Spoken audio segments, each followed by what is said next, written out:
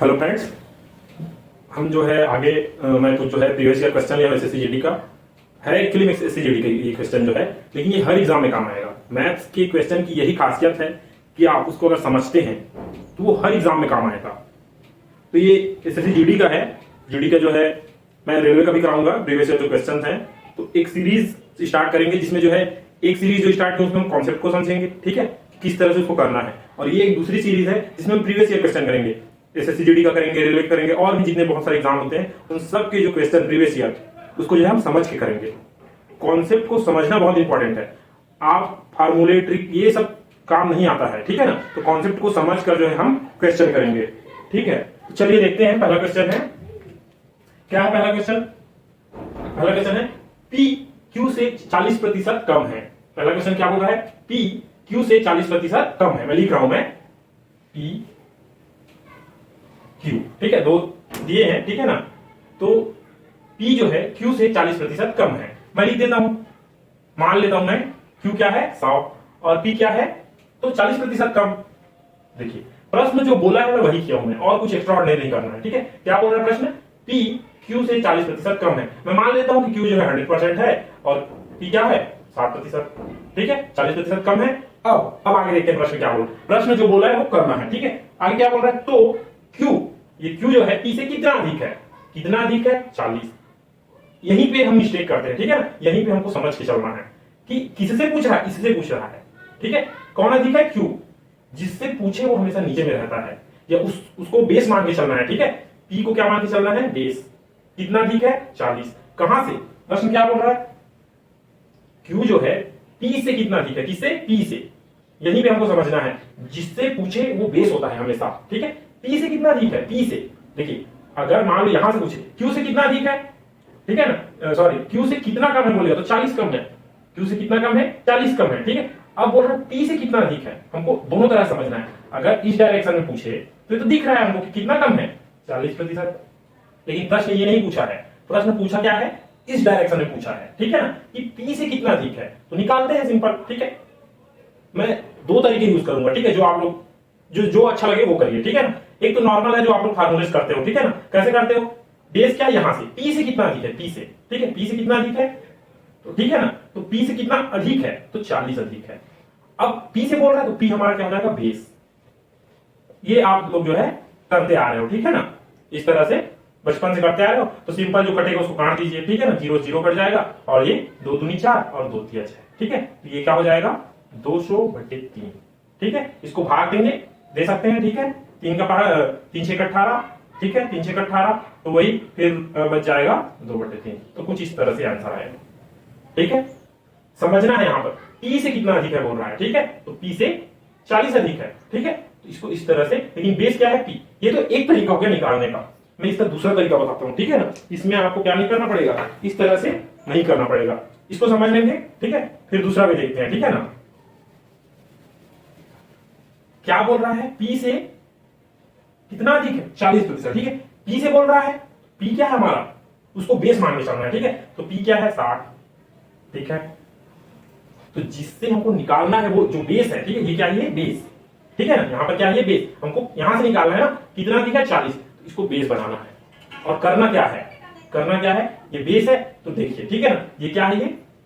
ये एक दूसरा वे है, ठीक है। आपको कॉन्सेप्ट में जब परसेंटेज पढ़ाऊंगा तो इसको पूरा कॉन्सेप्ट को हम डिटेल से चर्चा करेंगे। यहां पर ये समझिए, जो बेस होता है वो 100% होता है, तो ये इसको हम जो है 100% मान के चलते हैं, ठीक है। 60 क्या है? 100%, ठीक है। अब यहां तक जाना है हमको, ठीक है। ये कितना अधिक है तो देखिए, और एक चीज समझिए, जो बेस होता है वो 100% होता है, ठीक है ना। 60 बराबर 100%, ठीक है। 1 0 1 0 काटूंगा तो क्या बचेगा हमारा? 6 बराबर 10%, ठीक है। अब यहां पर देखिए 60 बराबर 100%, ठीक है। हमको 100 निकालना है। देखिए मैं क्या करूं कि 100 आएगा तो इसमें कितना 40 जोड़ना पड़ेगा, ठीक है। तो 40 जोड़ते हैं, चलिए, ठीक है। 6 बराबर 10%, तो 6 6 36, 36 बराबर 40%, ठीक है। और फिर आगे देखिए, ठीक है ना। और आगे क्या है? 36 आया, 40 अधिक है ना। और देखिए 6 का आधा क्या होगा? 6 का आधा 3 और 10 का आधा 5, ठीक है। सॉरी, यहां पर जब 6 6 36 किए हैं तो यहां भी करेंगे, ठीक है ना, इंटू 6, ये आएगा 7, ठीक है। यहां पर देखिए, ठीक है ना, यहां पर क्या निकालना है हमको, देखिए 6 का आधा किया मैं 3 और 10 का आधा किया मैं 5, इसको जोड़ते हैं, ये आ है 65%। आपको ऑप्शन में मिल जाएगा, ठीक है ना, आपको ऑप्शन में मिल जाएगा, ठीक है। अब यहाँ पर इसको आप समझ के कर सकते हैं, ठीक है ना, कि 40 बराबर 66 से ही 2/3%, ठीक है। ये ऑप्शन में आपको मिल जाएगा, आप जब करोगे तो आपको समझ आएगा, ठीक है। अगर मालूम नहीं भी मिलता है तो जब हम परसेंटेज पढ़ेंगे तो ये पूरा आपको समझ आएगा, ठीक है ना। तो समझ के करना है, ठीक है, कि 40 बराबर इतना %, ठीक है। तो इसको पूरा जो है हम समझ के करेंगे, ठीक है। मैं जब परसेंटेज पढ़ाऊंगा तो ये अच्छे से समझ आएगा, ठीक है ना। चलिए आगे देखते हैं दूसरा क्वेश्चन। दूसरा क्वेश्चन क्या है, दूसरा क्वेश्चन है, देखिए, यदि सोनू 20 मीटर, ठीक है ना, सोनू जो है 20 मीटर प्रति सेकंड की गति से यात्रा करता है, ठीक है ना, कार से जा रहा है, तो उसको सोनू को 936 किलोमीटर की दूरी को तय करने में कितना समय लगेगा। ये इतना दूरी उसको ट्रेवल करना है, ठीक है। तो ये तो सिंपल है, ठीक है ना, 4 बराबर दूरी बटे समय।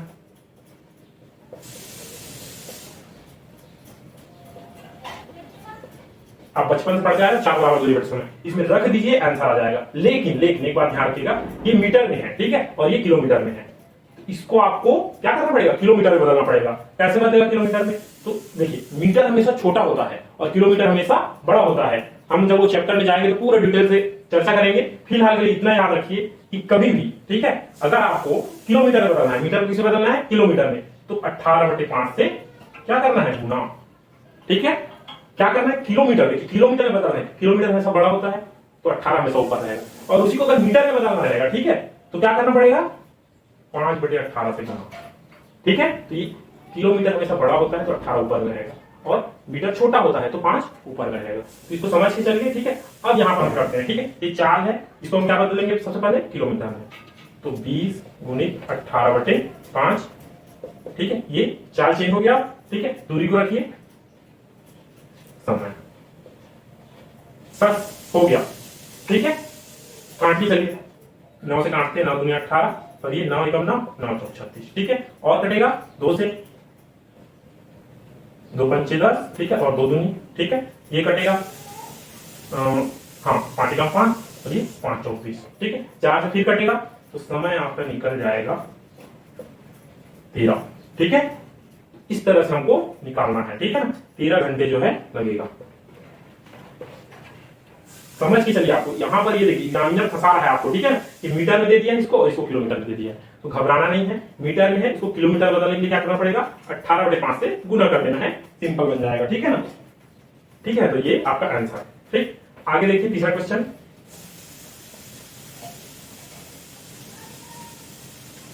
थर्ड नंबर क्वेश्चन देखते हैं क्या है।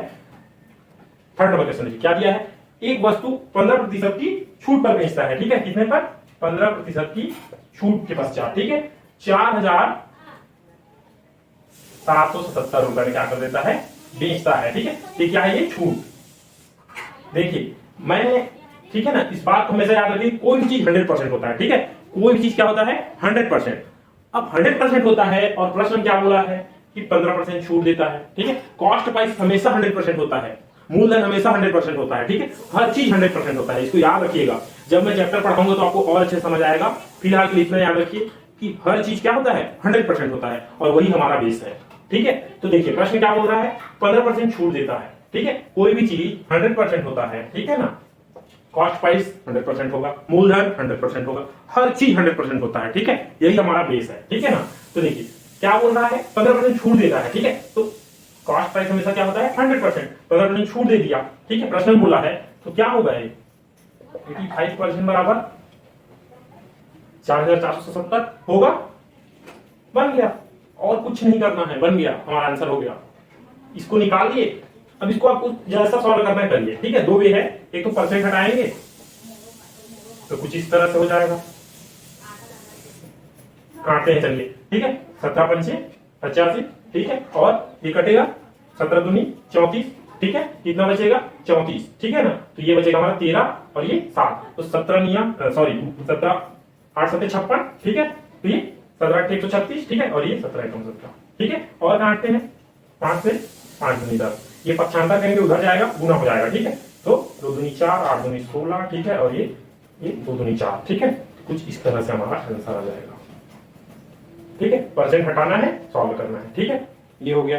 एक चीज और कर सकते हो, ठीक है ना, क्या दिया है 85% बराबर 4770, यहीं पे भी कर सकते हो। ठीक है, परसेंट हटाने की कोई जरूरत नहीं है, हमको क्या बनाना है 100% लाना है वापस। ठीक है, ये 85% है, ठीक है ना, वो पूछा है क्रय मूल्य पूछा है, ठीक है ना, क्या पूछा है, सॉरी अंकित मूल्य पूछा है, ठीक है ना, अंकित मूल्य से ही छूट मिला है, ठीक है ना, अंकित मूल्य से ही क्या मिला है, छूट। तो हमको अंकित मूल्य को वापस लाना है, ठीक है ना, 100% बनाना है वापस। ठीक है, 85% बराबर इतना, ठीक है, मैं काटता हूँ, चलिए 17 से 17 पंचे 85, और अभी हम किए थे, ठीक है ना, 17 से कितना आएगा 281, ठीक है। अब यहां पर देखिए 5% है, मैं इसको डबल करूंगा तो ये क्या हो जाएगा 10%। अब यहां डबल किया तो यहां भी डबल करेंगे, तो ये क्या हो जाएगा 564। अब देखिए 10% बराबर इतना और 100% बराबर, ये आपको सीखना पड़ेगा, ठीक है ना, ये जो मेथड मैं बता रहा हूं, ठीक है ना, ये आपको सीखना पड़ेगा, ये बहुत काम आएगा आपको, ठीक है, बहुत हेल्प करेगा। तो इसको भी सीखते हुए चलिए धीरे धीरे, नॉर्मल वे तो इससे भी करेंगे और इसको भी सीखना है आपको, क्योंकि यही बेस्ट वे है, ठीक है ना जी। तो चलिए आगे बढ़ते हैं, तो इस तरह से आपको सॉल्व करना है, ठीक है।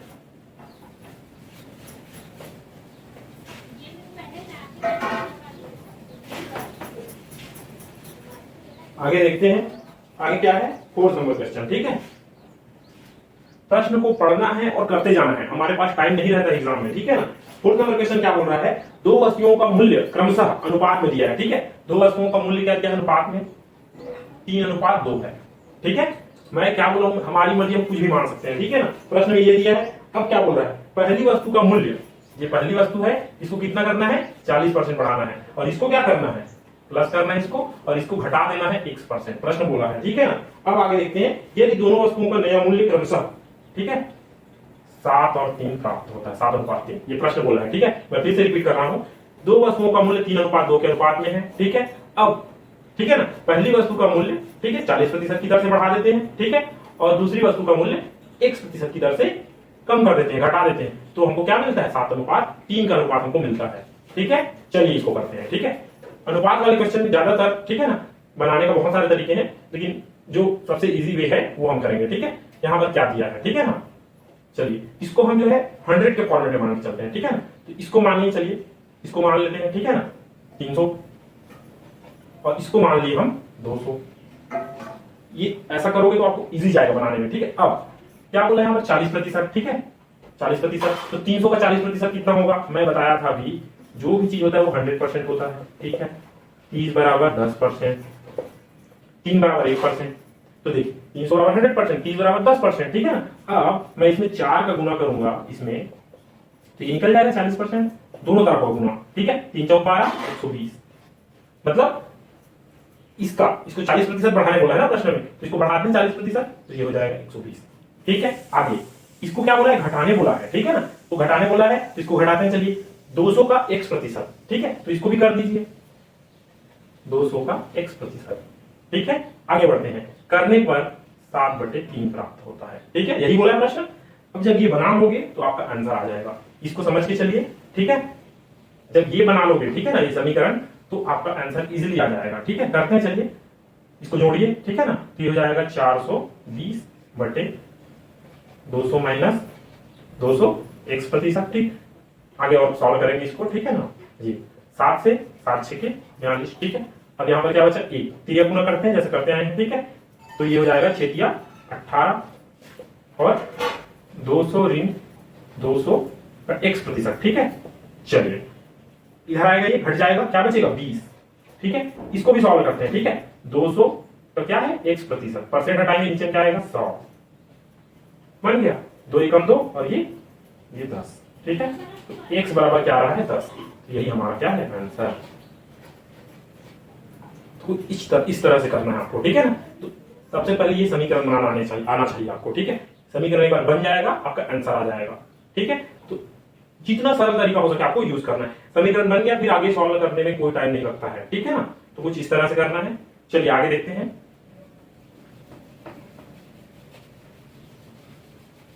आगे है 5वां नंबर क्वेश्चन, देखिए। चलिए 5वां नंबर क्वेश्चन देखते हैं, क्या दिया है 5th नंबर क्वेश्चन, ठीक है। b अनुपात b बराबर 4:7 और दिया है, ठीक है। बी अनुपात डब्ल्यू बराबर क्या दिया है 9 अनुपात 7 है। ठीक, ये प्रश्न में दिया है। ठीक है, और क्या दिया है, यदि u बराबर ठीक है 72 ये दिया है। ठीक है, तो आगे हमको w का मान निकालना है। ठीक है, प्रश्न में देखिए क्या दिया है, u अनुपात v बराबर 4 अनुपात 7, v अनुपात w बराबर 9 अनुपात 7 और u बराबर 72। ये एक्चुअल वैल्यू है। ठीक है, ये एक्चुअल वैल्यू है। ठीक है ना, अनुपात तो अनुपात है। ठीक है, चलिए इसको हम करते हैं। देखिए यहाँ पर v का मान अलग अलग है, इसको हमको क्या करना पड़ेगा, बराबर। ठीक है, ये मेन काम है। चलिए करते हैं। ठीक है, पहले तो इसको मैं ऐसा लिखना चाहूंगा, u अनुपात v बराबर 4/7 और क्या दिया है, v अनुपात w बराबर क्या होगा 9 अनुपात 7। देखिए यहाँ पर क्या है 7 और यहाँ पर क्या है v बराबर 9, जो सामने होता है वो मान होता है। ठीक है, तो v का मान क्या है 7 और यहाँ पर क्या है 9। देखिए ये अभाज्य संख्या है और ये भी अभाज्य संख्या है। 3 क्या है, ये 3 से ही बना है, अभाज्य संख्या है। इसको करने का और कोई वे नहीं है, यहाँ पर आपको 9 का गुना करना पड़ेगा तभी बनेगा। ठीक है, और इधर क्या करेंगे हम 7 का गुना, इसको देखना है v को। ठीक है ना, v को ही बराबर करना है। तो जब v में हम क्या करेंगे 9 का गुना करेंगे तो ये पूरा समीकरण में होगा, पूरे अनुपात में होगा। और इधर क्या करना पड़ेगा आपको 7 का गुना। क्यों कर रहे हैं, क्योंकि हमको v को बराबर करना है। ठीक है, v को हमको क्या करना है, बराबर। ठीक है, करते हैं चलिए। तो ये आएगा u बटे v बराबर 9 चौक 36 और ये 7 नहीं 63। उसी तरह से इधर देखिए, इधर भी वही आ जाएगा। फिर देखिए ठीक है ना, 9 7 63 और ये 7 ये करने का बहुत बेहतरीन तरीका है और इसी तरीके को आपको अप्लाई करना है। ठीक है, अब देखिए, अब इसको एक लाइन में लिखते हैं। ठीक है, u अनुपात v अनुपात w ठीक है 36 अनुपात 63 अनुपात क्या है 40। अब यहाँ पर देखिए ये अनुपात निकल गया, ये एक एक्चुअल सीरीज है। ठीक है ना, अब u का मान क्या दिया है 72, इसको रखते हैं सामने 72। ठीक है, ये एक्चुअल वैल्यू है। ठीक है, तो ये कितना गुना है, 2 गुना है। तो भाई w को निकालने बोला है ना हमको, प्रश्न क्या बोला है w बराबर क्वेश्चन मार्क। ठीक है, तो निकालते हैं चलिए। जब ये 2 गुना है तो सब 2 गुना हो जाएगा। ठीक है ना, तो निकालिए 49 का 2 गुना। देखिए 49 का 2 गुना क्या होगा, 50 का 2 गुना क्या होता है 100, तो 100 में 2 कम कर दीजिए। इस तरह से करना है, ना कि गुना करना है। ठीक है ना, तो इसका भी मान आप निकाल सकते हो, इसका भी 2 गुना हो जाएगा आपका आंसर। ठीक है, तो कुछ इस तरह से आपको सॉल्व करना है। ठीक है,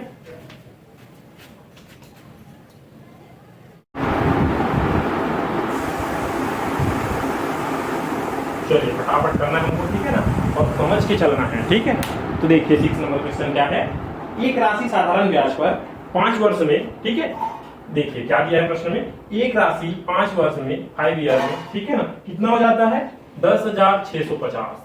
ठीक है, और आगे क्या दिया है, तथा 6 वर्ष में। ठीक है, 6 साल में क्या हो जाता है 11,000 ठीक है 76,000 ये दिया है। ठीक है, देखिए ये ब्याज सहित है। ठीक है ना, ये क्या है, ये ब्याज सहित है। ठीक है, तो हमको ब्याज निकालना है। ठीक है ना, चलिए घटाते हैं। तो ये सिंपल वे है, घटेगा उल्टा करना है। ठीक है, 6 में 1 5 गया तो 1 बचा। ठीक है, और ये जो निकलेगा आगे चलिए देखिए 6। ठीक है, और ये 7 सॉरी 6 हो जाएगा ये, सॉरी। ठीक है, 6 में 0 गया 6 और 7 में 5 गया 2। ठीक है, और 10 में 6 गया 4। ठीक, ये हमारा क्या है ब्याज, ये क्या है ब्याज। एक साल में 426 रुपया ब्याज मिलेगा। कितना रुपया 426 रुपया।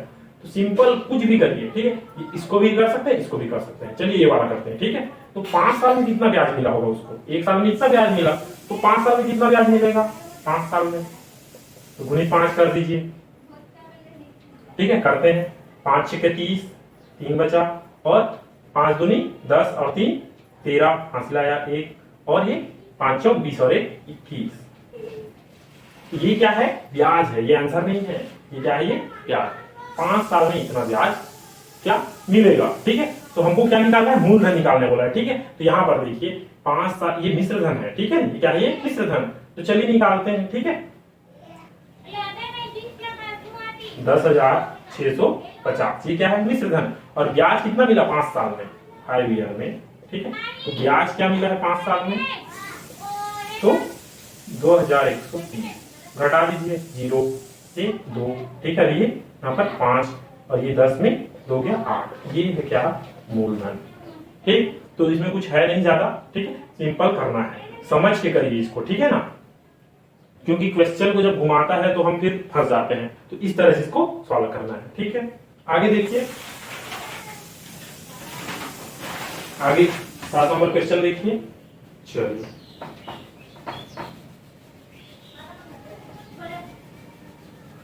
सात नंबर क्वेश्चन देखिए क्या है। मनीष ने, ठीक है, मनीष ने 225 रुपए प्रति किताब की दर से किताबें खरीदी, ठीक है, खरीदी, ठीक है, क्रय मूल्य,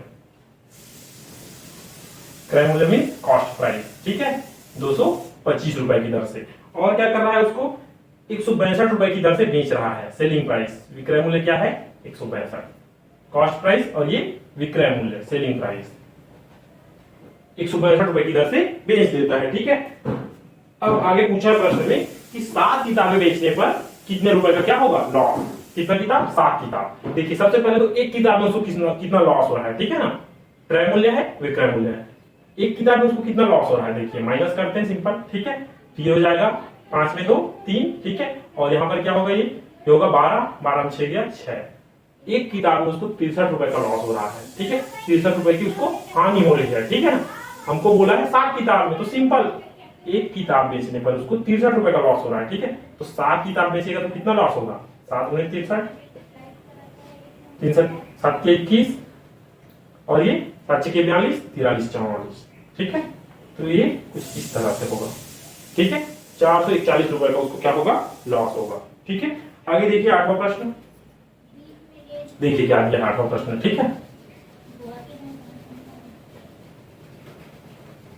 8वां प्रश्न दिया है, यदि 5 निरीक्षण, ठीक है, A1 A2 A3 और A5, ठीक है, 5 निरीक्षण क्या दिया है, A1 सॉरी क्या दिया है, 5 निरीक्षण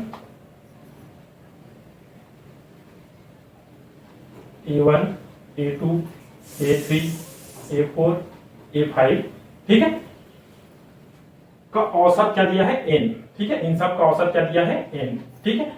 अब आगे फिर पूछा है, तो 5 नए निरीक्षण, ठीक है, 5 नए निरीक्षण क्या दिया है, A1 का मान दिया है 100, A2 का मान दिया है 100, A3 का मान दिया है 100, A4 का मान दिया है 100 और A5 का मान क्या दिया है, 100, ठीक है। अब आगे पूछा है प्रश्न में, देखिए कि औसत क्या होगा, ठीक है, औसत क्या होगा, ठीक है। आप लोग बचपन से पढ़ते आ रहे हो औसत, ठीक है, लेकिन औसत को आपने कभी समझा ही नहीं है, ठीक है, मैं साफ साफ बोलता हूं, औसत क्या होता है, औसत की परिभाषा क्या है, ये आपने कभी नहीं समझा है। बस प्रश्न देखे, हाँ 3 संख्या दिया है, तीनों को जोड़े, डिवाइड कर दिए 3 से, ऐसा नहीं होता है। औसत की परिभाषा क्या होती है, औसत की परिभाषा ये होती है कि जो भी वस्तुएं हैं, ठीक है, जितनी भी है उसको बराबर बराबर बांटना है, ये है औसत की परिभाषा। जैसे मैं एग्जांपल दूंगा, ठीक है, मान लो 3 मनुष्य है, उसके पास एक के पास 2 रुपए है, एक के पास 4 रुपए है और एक के पास 6 रुपए है, ठीक है। औसत की परिभाषा क्या बोलती है कि जो वस्तु है या जो रुपए है उसको बराबर बराबर बांटना है, ठीक है, जितने भी लोग हैं उसमें क्या करना है, बराबर बराबर बांटना है, ये है औसत की परिभाषा। तो बांट दीजिए बराबर, यहां से मैं 2 रुपए इसको दे दूंगा तो सबके पास कितना हो जाएगा, 4 रुपए। तो ये होता है औसत, ना कि आप सबको जोड़ने लग गए फिर उसको 3 से डिवाइड किए, ये नहीं होता है औसत, ठीक है ना। औसत क्या होता है, जितनी भी वस्तुएं उसको बराबर बराबर बांटिए, ठीक है। तो चलिए यहां पर देखते हैं, ये तो पहले से ऑलरेडी बटा हुआ है, ठीक है, सबके पास 100 रुपए है, तो औसत क्या होगा, 100 होगा आंसर। क्यों हो रहा है इसको समझिए, क्यों हो रहा है इसको समझिए, क्योंकि औसत की परिभाषा ही है कि जितनी भी वस्तुएं हैं उसको बराबर बराबर बांटिए। तो इस तरह से ये इसको समझ के चलिए, हम न कि फार्मूले का यूज करना है, ठीक है ना। चलिए आगे देखते हैं, 9 नंबर क्वेश्चन देखिए क्या है, ठीक है। ए अकेले कार्य को 6 दिन में पूरा करता है और बी एक कार्य को कितने दिन में करता है, उसी कार्य को 8 दिन में पूरा करता है, ठीक है। ए एक कार्य को 6 दिन में पूरा करता है और बी एक कार्य को 8 दिन में पूरा करता है, ठीक है। आगे पूछा है ए और बी दोनों मिलकर समान कार्य को कितने दिन में पूरा करेंगे, ठीक है। इसी काम को दोनों मिलकर करें, ठीक है। इसको आप करते आ रहे हो बचपन से, अब वो तरीका मैं नहीं अपनाऊंगा, ठीक है। क्या करते हो आप लोग, ठीक है, जो फार्मूला है, ठीक है ना, उसमें हमको जाना नहीं है, लेकिन फिलहाल मैं बता रहा हूं आपको, ठीक है ना। ऐसे ही करते आ रहे हो, ठीक है, और ये इसको करना नहीं है, ये सबसे गलत तरीका करने का, ठीक है। क्यों, अब चलिए देखिए, ये प्रश्न तो आपका बन जाएगा। नंबर क्या है, एक कार्य को 6 दिन में करता है और बी उसी कार्य को 8 दिन में करता है, दोनों एक साथ कितने दिन में करेगा, इसको आप इजिली बना लोगे। इसी के जगह में मैं प्रश्न को घुमा देता हूं, ठीक है। ए 6 दिन में करता है और बी 8 दिन में करता है। मान लो मैं प्रश्न बोलता हूं कि ये 1 दिन कार्य करता है, फिर बी जो है सेकंड दिन काम करता है, फिर सी तीसरे दिन जो है, देखिए मान लो पहले दिन ए काम किया, दूसरे दिन बी काम किया, ठीक है ना, और तीसरे दिन फिर ए काम किया, चौथे दिन फिर बी काम किया, पांचवें दिन फिर ए काम किया। तो इस कंडीशन में आप इसको कभी नहीं बना पाओगे फिर। तो इसीलिए इसको जो है साइड करिए, मैं जो बता रहा हूं वो तरीका अपनाइए, तो आप कभी नहीं फंसोगे। कभी भी इस तरह का प्रश्न आएगा आप कभी फंसोगे ही नहीं जिंदगी में, ठीक है। देखिए मान लो अगर प्रश्न को थोड़ा सा घुमा दिया या ये बोल देता है कि आधा काम ए करता है आधा काम बी करता है, फिर फंस जाओगे आप। तो इसको साइड करिए, ये तरीका बेकार है, ठीक है ना। फिलहाल के मैं आपको बता देता हूं, फिर हम जो है वो डिटेल में चर्चा करेंगे, ठीक है। एक्स का मान क्या है 6, वाई का मान क्या है 8, इसको रखिए और करके आप सॉल्व कर लीजिएगा, ठीक है। मैं इसमें नहीं करूंगा, ये सही नहीं है करने के लिए, ठीक है ना। चलिए, तो नॉर्मल वे जो यूज करना चाहिए सबको, ठीक है ना, आप इसको कर लीजिएगा, ठीक है। आगे देखते हैं, ए का मान क्या है 6 दिन में करता है ए, और बी का क्या है 8, ये उनकी कैपेसिटी है। हम इसका क्या निकालेंगे एलसीएम, ठीक है। एलसीएम का मैं चैप्टर शुरू किया हूं एलसीएम एचसीएफ का, तो उसमें हम डिटेल से समझेंगे कि एलसीएम निकालना कैसे है। फिलहाल के लिए यहां के लिए समझ लीजिए, ठीक है। एलसीएम हमेशा क्या होता है ऊपर होता है, और एलसीएम में सबको लिया जाता है, ठीक है। तो यहां पर क्या है देखिए 6 और 8, ठीक है, क्या है 6 और 8, 6 किससे मिलकर बना है 2 और 3 से, और यहां पर क्या है यहाँ पर 2 की घात 3, यही है। तो यहां पर हमको एलसीएम लेना है, ठीक है। तो जो है सबको लेना है, ठीक है। तो यहां पर लेना है 2 की घात 3 मतलब 8, ठीक है। और यहां से क्या निकलेगा 3 निकलेगा, 2 तो आ ही जाएगा ऑलरेडी, ठीक है। देखिए यहां पर अगर हम 2 की घात 3 लेते हैं, ठीक है, तो ये 2 तो इसमें है ही, और यहां से क्या लेंगे जो है सब लेना है, ठीक है। एलसीएम हमेशा बड़ा होता है, जो होता है सब लेना पड़ेगा आपको, ठीक है। तो ये आ जाएगा आपका 8 या 24। एलसीएम निकालने की पूरी विधि हम समझेंगे बाद में, ठीक है ना, जब चैप्टर में समझेंगे, ठीक है। आगे देखते हैं क्या है एलसीएम 24। अब आगे करते हैं, ठीक है। 6 से 24 को डिवाइड करिए, क्या आएगा 6 चौक 24, और 8 से इसको डिवाइड करिए 24 को, कितना आएगा 3। मतलब एक ये टोटल काम है, ये टोटल वर्क है, ठीक है। एलसीएम निकालने का यही बेनिफिट है, यहां पर क्या निकल जाता है टोटल वर्क,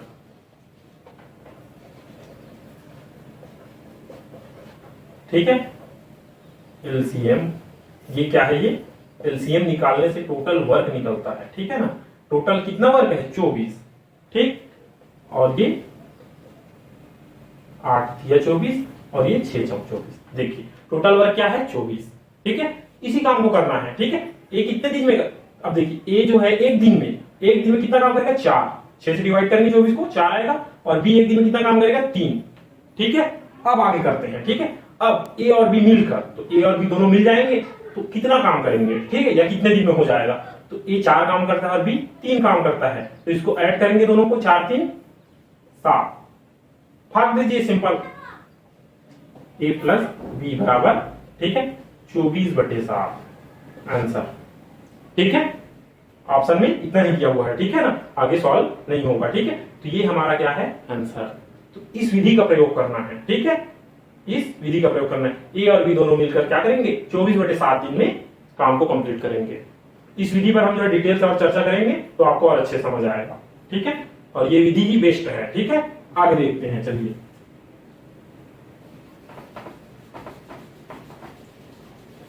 आगे देखिए 10वां नंबर क्वेश्चन।